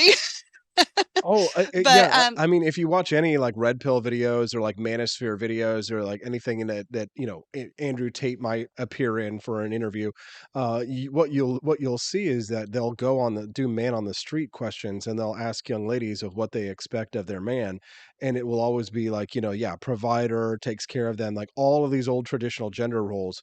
But then when asked what they have to offer, it's like, what do you have to offer a man? It's, well, I can't, it's usually just vajayjay. I'm not trying to look pretty. Yeah, exactly. But I mean, like, wouldn't that be nice? I mean, like, I can understand why young girls would want that. I mean, like, in a sense, you're sort of free of responsibility in a way that men don't really get to enjoy. I mean, listen, if you're a young woman and you're told you can do whatever you want and the world is yours, yeah, you're going to have that. But I mean, nobody wants to have responsibilities placed on them. But I mean, without some kind of I guess, biblical term of being equally yoked in all that sense, we're going to get the sort of negative outcomes that, I'm going to talk about here in just a few minutes. But, we'll continue to see young boys, struggle to thrive.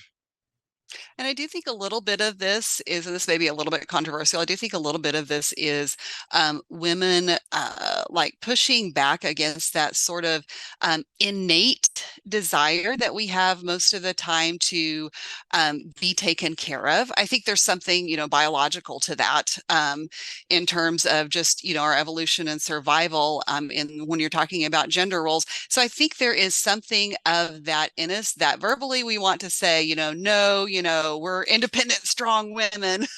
But at the same time, there's still that factor there in a lot of women. And I think that creates a conflict, and women don't know how to deal with that sometimes. And so they're dealing with it in very unhealthy ways. Yeah, no, totally agree. We're going to continue this discussion. What do you think about it? Send us a text. Want an engaging website to boost your business?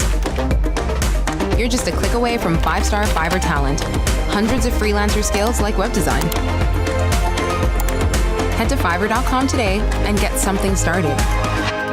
American conservatism is distinct, like America is distinct from the United Kingdom. American conservatism's roots comes out of the Wild West, out of pioneerism. The difference between American conservatives and European conservatives is that Americans are cowboys. We are that God, guns, gold, and girls. It's wild here. And we should stay that way.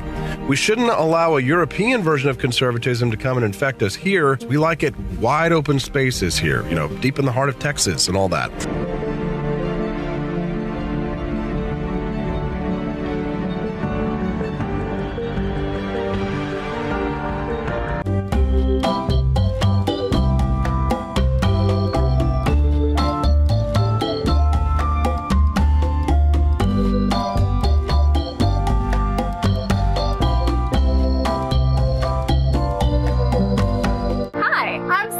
Austin's wife. I want to thank you all for watching the Wake Up America show with Austin Petersen.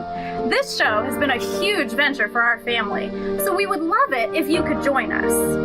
I believe in liberty, and I believe in Austin's ability to spread the ideas of liberty. Do you? I want to ask you today to join Petersen's Patriots with a pledge of $17.76 a month. Help us to stay cancel-proof so we can spread the message of limited government across the country. I joined Petersen's Patriots myself, just in a little different way. Visit wakeupAmericaShow.com/support and make your pledge today.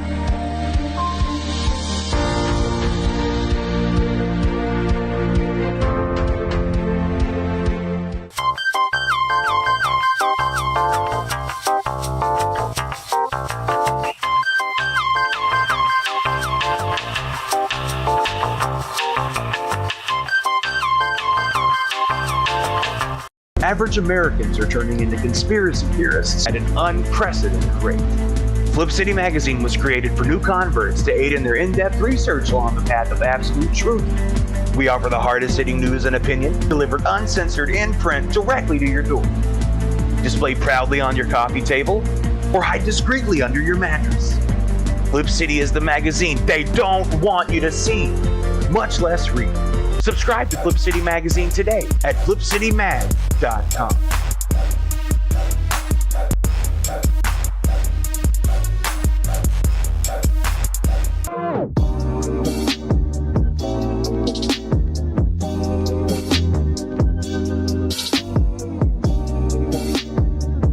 Speaker Pelosi's husband, Paul, made a big investment in chips just before Congress votes on a bill that would give $52 billion in subsidies and tax credits to the chip industry.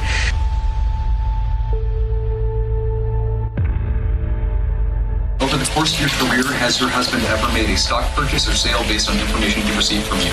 No.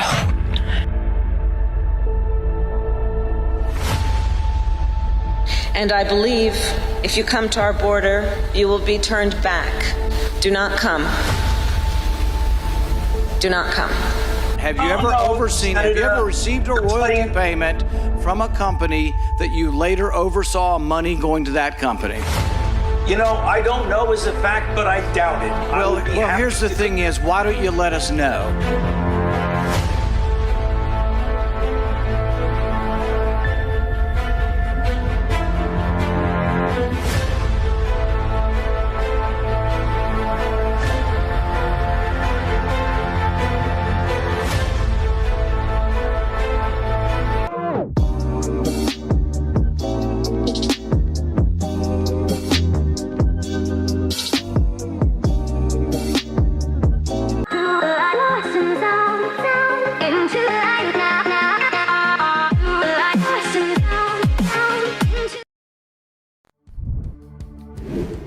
Good morning, Rise and Freedom. I'm Austin Petersen, and you're watching and listening to the Wake Up America show at wakeupamericashow.com. Free speech versus defamation. What we say, can it be held against us? Well, if you're Alex Jones, apparently so.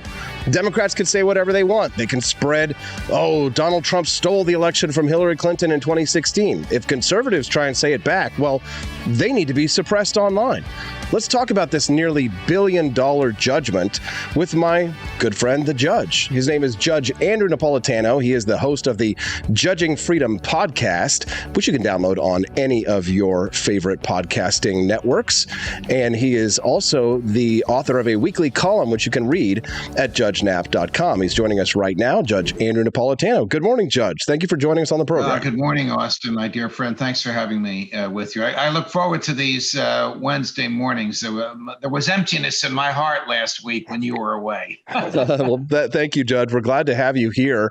The story of the day is nearly $1 billion will be extracted from Alex Jones if this verdict is upheld in the case of Sandy Hook parents who sued him for defamation. My father, contacted me about this last week and said that, he's no big Alex Jones fan, but something just doesn't sit well with him about this. And I sort of feel the same way, Judge. What are your thoughts on this case? You think that this will be upheld? I don't think it will be upheld, but it's going to have to go all the way to the Supreme Court of the United States, because without getting too into the weeds, the judicial system in the state of Connecticut has carved out an Alex Jones exception to the general protection, the First Amendment protection for the expression of opinions. So everybody knows what we're talking about. We're talking about a monumental tragedy and horrific crime where a crazy young man took a weapon that he found in his parents' home and slaughtered 20 children and 6 adults at the Sandy Hook Elementary School in Newtown, Connecticut. Alex Jones expressed the opinion that this was staged. But who believes the government anyway? Why should we believe them now? And he threw out some snippets of odd behavior by the people surrounding this to support the opinion. Of course, it wasn't staged. It was real. There was real suffering, real death, real horror, real terror. But Alex Jones expressed an opinion on a matter of public interest. The matter of public interest was a public massacre. The right to keep and bear arms, mental health, safety in schools, free speech. And when the surviving parents of these slaughtered children sued Alex Jones for defamation and for intentional infliction of emotional distress, and Jones's lawyers moved to dismiss the complaint on the grounds that his speech was protected by the First Amendment, as all opinions are when you give a reason for the opinion. I'm going to jump aside for a minute. The value of an opinion on a matter of public interest challenges the orthodox belief in the matter of public interest and causes people to look at it in a different way. And that advances the goals of democracy, which is public policy based on an examination of all issues. That's the reason that we protect opinion. But when Alex Jones moved to dismiss the case, and somebody planted child pornography in the digitized version of the documents that Alex Jones was compelled to send to the plaintiffs, and Jones accused the plaintiff's lawyers of doing it. The judge was so outraged at this, not at the presence of child pornography, but at Alex's allegation that the plaintiff's lawyers had planted it, that she denied the motion to dismiss, not on the merits. She didn't examine the law. She didn't examine the Supreme Court opinions. She didn't examine what I just explained is the reason why opinions are protected. She sounded like George Orwell when she said, this is not an opinion, it's a non-opinion, and therefore it's not protected. And the Supreme Court of Connecticut, in a 7-0 vote, upheld that. So there never was a trial on the merits. There never was a legal argument on the merits. There was just a judicial determination that what Alex said was so outrageous that it's a non-opinion, therefore it's not protected, therefore he loses as a matter of law, therefore the only issue is how much money does he owe? And between the two trials over what he owes, one in Austin, Texas, and one in New Haven, Connecticut, the total that he owes, if this is not interrupted or interfered with by saner judicial heads, is $1 billion for expressing an opinion. Now, you and I and a lot of our colleagues are in the opinion expressing business. Should we be afraid to express an opinion? Well, yes. I mean, Alex never set foot in Connecticut. He gives his broadcast in Texas. Yet because he was sued in this hard left state that doesn't care about freedom of speech and where the judges are properly elected and they want to ride the crest of the wave of popular opinion, public opinion, which in this case was to demonize Alex, they'll change the law to suit public opinion. They'll eviscerate somebody of their basic natural and constitutional rights, and a profound injustice will result. I'm sorry for such a long-winded answer, but the public needs to know what happened here. This was not a trial on the merits. This was a summary determination by a political hack in a black robe who simply said, this is a non-opinion. George Orwell warned about the change in human life because of the change in the meaning of words. Yeah, Judge, we love to have you on the show, and certainly we bring you here on to hear your opinions on that one. So, rant all you want for as long as you want. It also gives me a nice little break. You can send a text to the show. You can text the show at 573-319-1586. One listener texted in with a question here, Judge, a statement, but I think it actually leads to a good question. He said Alex Jones said the parents were lying, though. There is the defamation component. Is that the case? That's the case as the plaintiffs see it. The case as the Constitution sees it is that free speech trumps these defamation rights because it's a matter of public interest about which you can say anything.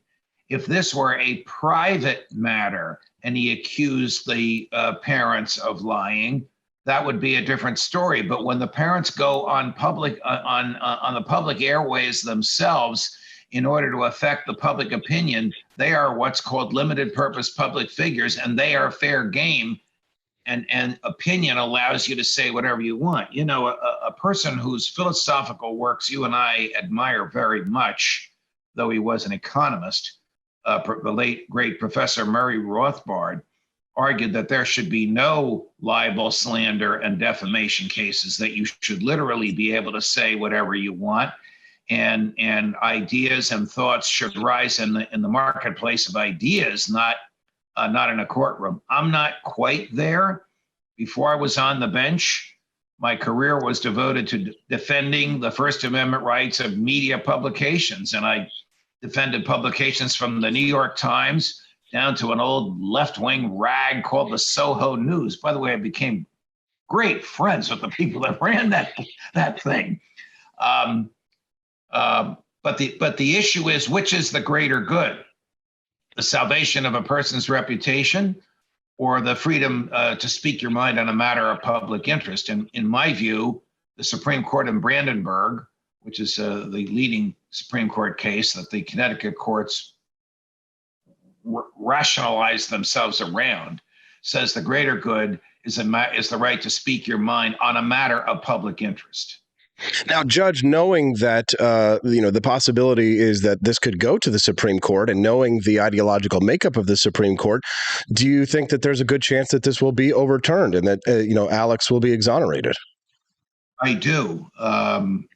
This court has been very, very pro First Amendment. And the leader of that First Amendment movement on the court is the Chief Justice. So I think he would clearly be with the conservatives. There might even be one or two from the left wing of the court who will see this purely as a matter of free speech rather than as a matter of public outrage.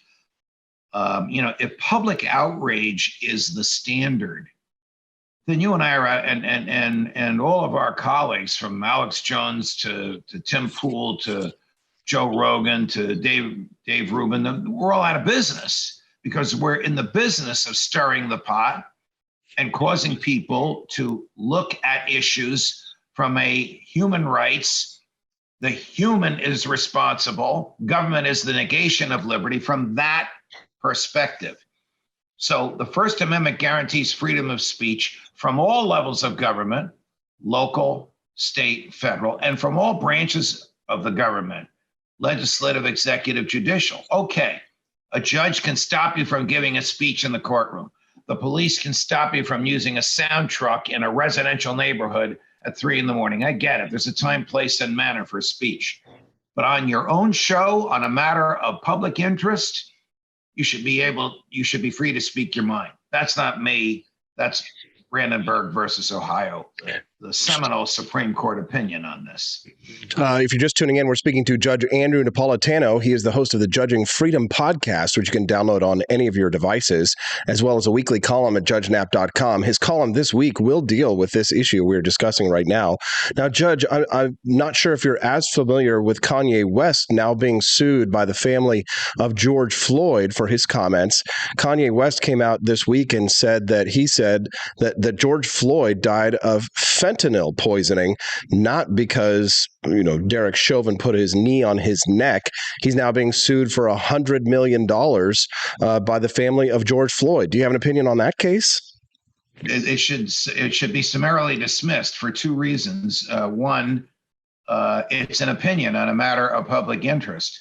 Two, George Floyd's family has already, they've suffered greatly, but they've already experienced their increase in wealth from the city of Minneapolis because of what happened.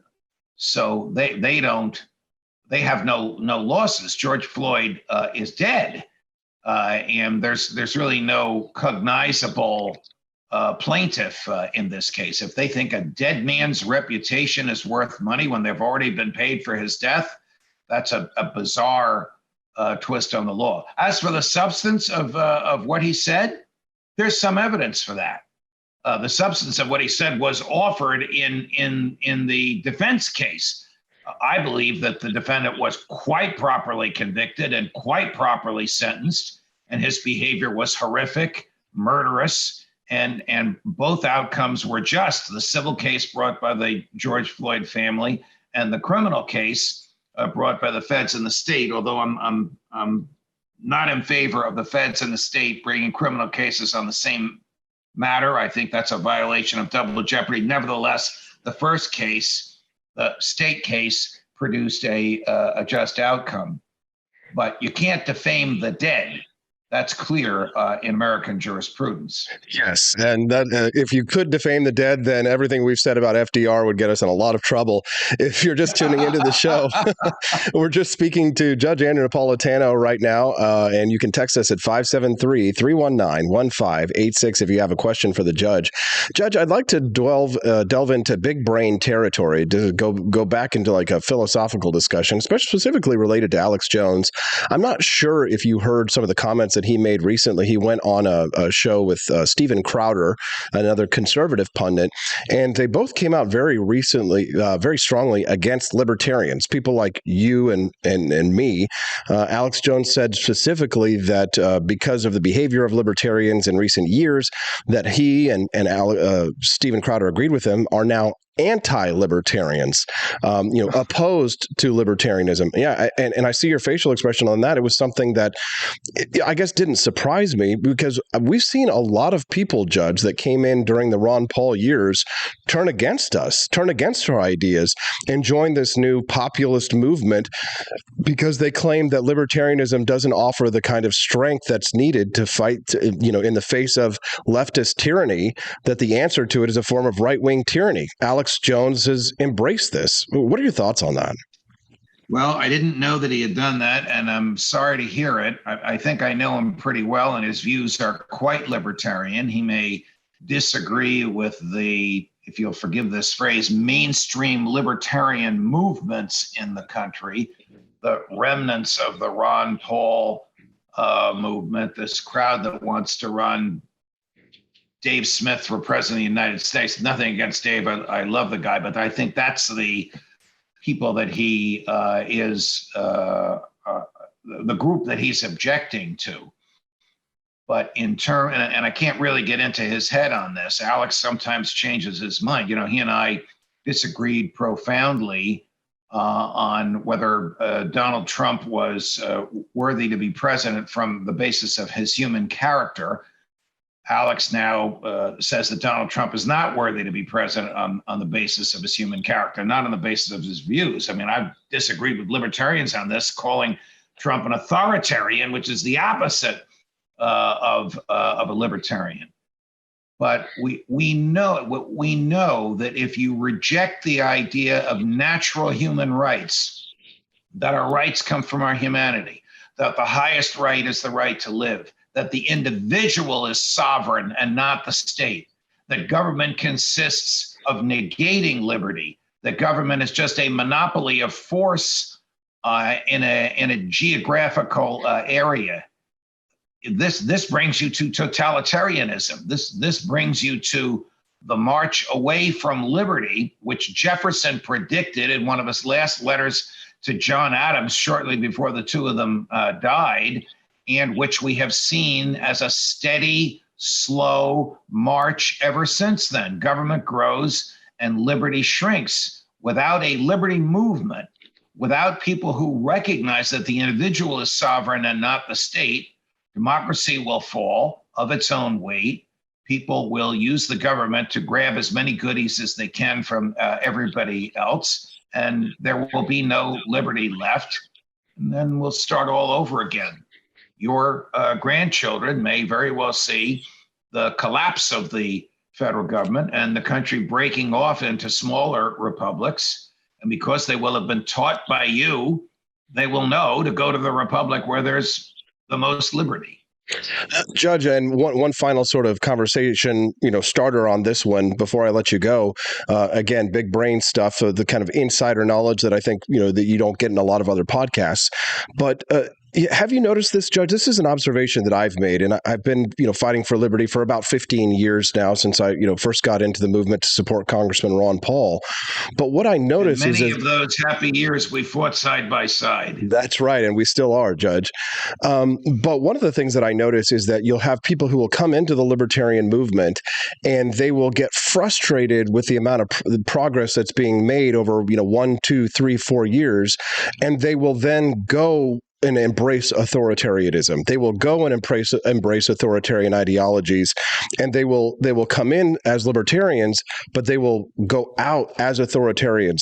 Is this a trend that you have noticed as well? Because it's deeply concerning to me to see so many former friends, looking at us as if we are naive for holding on to these principles of liberty that they claim to espouse, but because the timeline hasn't been fast enough, they go and embrace, either left-wing socialism or right-wing socialism. I'm sorry to say that I agree with you. They are tired of waiting for the government to be dialed back, and so they want their share of goodies that government gives away. I think a lot of people on January 6th were libertarians who just had lost their patience, and they were willing to engage in violence in order to prevent the peaceful transfer of government. I was ashamed of them and deeply disappointed when I learned that I knew some of them. I don't know what the answer to this is, Austin, other than the patient discussion of these things like we're doing now. But libertarianism in the modern era in America was at its peak when it had a hero, and the hero was utterly, utterly faithful to first principles, and that was Ron Paul. Now, Ron Paul is semi-retired now, and I'm sorry to say that libertarianism needs another hero. The reason I say I'm sorry to say it is that I don't believe in the great man version of liberty, because that leads to too much power in the hands of the great man. But a truly great man would lead his people to a place of liberty and then eschew the power that they want to give to him, because power resides and comes from the human heart. It doesn't come from the collective. This is the Cincinnatus theory of government, right? The George Washington theory of government, and this really is the heart of it, Judge. You've nailed this, because I've been trying to have this discussion with so many former libertarians, calling themselves now populists or national conservatives, because they say that what's the point of having power if you don't use it? They look at conservatives and libertarians who gain power, who win elections, who then don't go out there and force their vision of society on others. And they claim that people like us are weak, because they say, what's the point of having power if you don't use it? But I mean, they don't think about what George Washington did. They don't think of the the society of Cincinnatus, right? And that story. But I mean, that truly is what separates the good men from evil, isn't it? Isn't that the basis for what we determine, who are the good guys versus the bad guys? I'll give you a good example today of an heir to Ron Paul, and that's Congressman Thomas Massie. Congressman Thomas Massie is so faithful to first principles, even if what the Congress is attempting to do is objectively correct, proper, and good. If it's not authorized by the Constitution, Congressman Massie will vote against it. So the libertarians that have left the movement to become national conservatives, a phrase that terrifies me because it's got intimations of telling people how to live, in their hearts would agree with Massie. But Massie is a superb gold standard example of eschewing power, not using power to tell others how to live, but keeping power in its place. Ron Paul was the same. There are very, very few human beings. The traditional Christians believe that Jesus on the cross eschewed power. I see Ron Paul, you or I, if we were voting with them, would be of the same view. We're not going to tell people how to live. We're not going to disrupt the federal structure. We're not going to take back human liberty because we have a better idea of life than others do. The individual is sovereign. The government is a negation of liberty. That government is best which governs least, and that government is better which governs not at all. Absolutely. That's Judge Andrew Napolitano, the host of the Judging Freedom Podcast. I took Jefferson to an extreme. That is great stuff, Judge. We love you very much. What an intellectual feast it is to have these conversations with you, Austin, as we once had at your cubicle or at my couch at Fox News for a couple of years. Maybe again one day. Judge Napolitano, host of the Judging Freedom Podcast. You can download on any of your mobile devices. Read his weekly column at judgenap.com. Judge, thank you for your time today. All the best, Austin. Thank you. Hey, thank you very much. I enlisted as a medic to be there to help my patients, and after an injury, I found myself as a patient.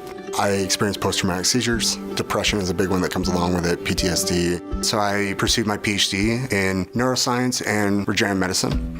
The coalition has helped fund my academic pursuits. They genuinely care about helping the vet in whatever way that they can. Through supporting the coalition, you're supporting some of the veterans that have the biggest needs. Visit saluteheroes.org to learn more.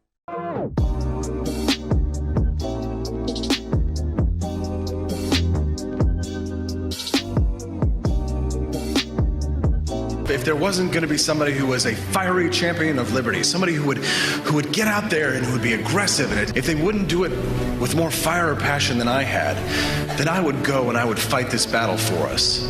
I've fought for the principles that we all share. Parties tend to be secondary to me. We're here because we believe in the principles of liberty. I am not a perfect messenger, but I think I'm a damn good one. This is a replica of our first president's flintlock pistol. You have my full support, my respect, and my gun.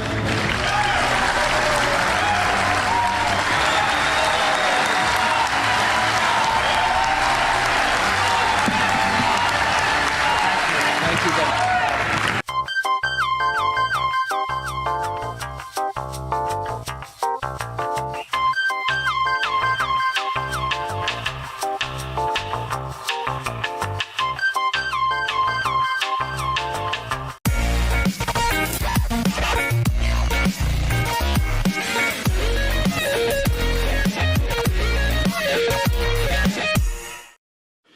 Had enough yet? Do facts no longer matter? Are lies to be encouraged instead of punished? This is not our inheritance. If truth no longer matters, we will not remain free for long. This is our generation's challenge, to defend our founders' hope that we the people could self-govern if we defend our right to get the facts. And right now, we're building the only defense of free people have, the facts, on every politician, every position they held, every statement they've made, every vote they've made, and any cash they've taken. It's the real history on those now pandering for your vote. There are hundreds of young people building our defense right now, and they need your help. We all have our passions, but as our ancestors knew, when events become so foul they threaten us all, we must stand and defend each other. Please, have our backs. Join us at votesmart.org.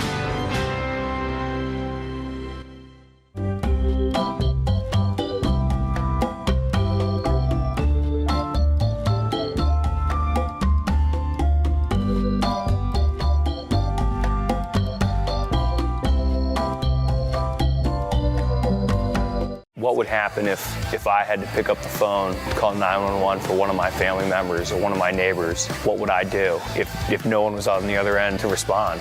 What if there was no 911? So you can be a part of the solution. Anybody can be a firefighter. Male, female, younger, older. We have school teachers. We have leaders in business. Is me, you, anyone that wants to be. There is no typical firefighter. We wish you a freedom Christmas. We wish you a freedom Christmas. We wish you a freedom Christmas and a liberty New Year. Socialists and commies may try to convince you that the holiday's all about free stuff. But let's be honest, we all know whose wallet Santa's gifts are coming out of. There ain't no such thing as a free stocking. Santa is the only guy with a big white beard promising free stuff that we want anything to do with this holiday. And if you don't believe, you don't receive. It's a capitalist, consumerist holiday, and it's time for a Santa-sized stimulus. Get your free market merch at the AP for Liberty shop today and stuff your socialist sisters' stockings full of capitalist cheer. Ho, ho, ho, ho!